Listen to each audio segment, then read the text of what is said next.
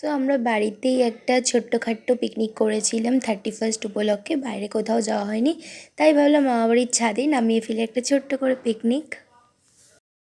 তারপর বিকেলে স্ন্যাক্সে চলে এলো ছোটো মামু স্পেশাল গরম গরম চিকেন পকোড়া আর ফিশ ফ্রাই। এটা খেতে প্রচণ্ড ভালো হয়েছিল, মানে বলার মতন নয়, সত্যি খুব সুন্দর হয়েছিল। আর পকোড়ার সাথে একটু গরম গরম কফি না হলে মানায় বলো তো, তাই কফি। পিকনিক তো পিকনিকের মতনই চলছিল, বাট আমি ভাবলাম এত বোরিং পিকনিক চলে না, তাই একটু নেচে নেওয়া যাক। তাই শুরু গান আর আমাদের পাগল ডান্স।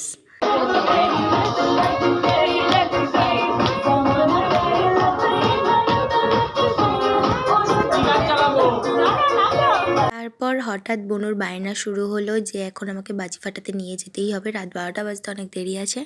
তাই চলে গেলাম বাজি ফাটাতে একদম জ্যাকেট ট্যাকেট পরে রেডি হয়ে।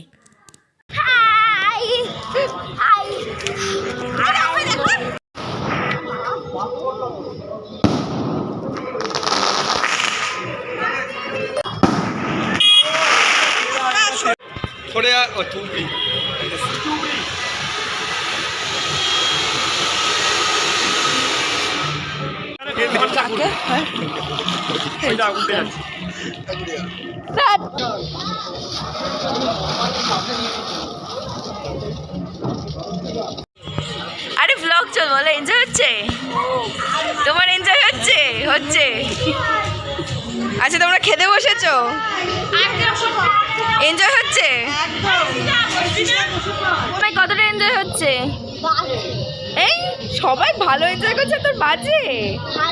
ভালো ভালো, আচ্ছা ভালো। কেমন এনজয় হচ্ছে? নেশা হয়ে গেছে নাকি? কেমন এনজয় হচ্ছে? বাহ, নেচে এনজয় প্রকাশ করে দিয়েছে। বাহ, আমাদের পিকনিকের রাঁধুনি বেগুনি হচ্ছে। কেমন এনজয় হচ্ছে? বাহ, খাবার পছন্দ হয়েছে বলে নাচ করছে। বাহ, গুড গুড। বলছি যে খুব ভালো এনজয় হচ্ছে, সত্যি খুব ভালো এনজয় হচ্ছে। এখন আমরা খেতে বসবো, দেখি মেনুতে কি আছে। এতক্ষণ তো বেশ ভালো নাচানাচি হলো, খিদেটাও ভালোই পেয়েছে। চলো দেখা যাক কি রান্না বান্না হয়েছে। এই আমাদের আজকে কি মেনু আছে দেখি দেখি। এখানে ফার্স্টে ভাত দিয়েছে, তারপর দিয়েছে গরম ডাল গরম দিয়েছে, সবজির ডাল, তারপর হচ্ছে স্যালাড, তারপর হচ্ছে বেগুনি।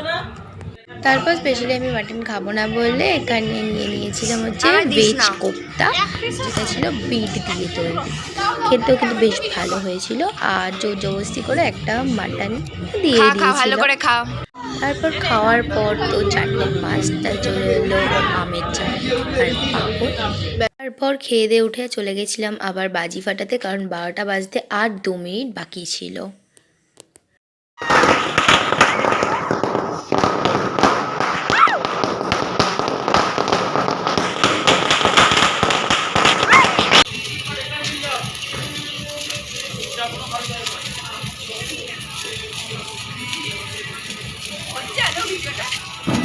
হচ্ছে না। তারপর সব কিছু শেষে আমি একটা কেক বানিয়েছিলাম, তো 12টাও বেজে গেছিলো আর 1 জানুয়ারি হয়ে গেছিলো, তো সেই জন্য কেকটা কাটা হচ্ছিল। আমরা 3 বোন মিলে কেকটা কাটি, প্রতিবারই তাই করি।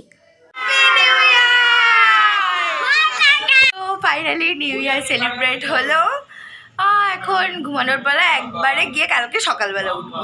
Tata, and happy new year to all.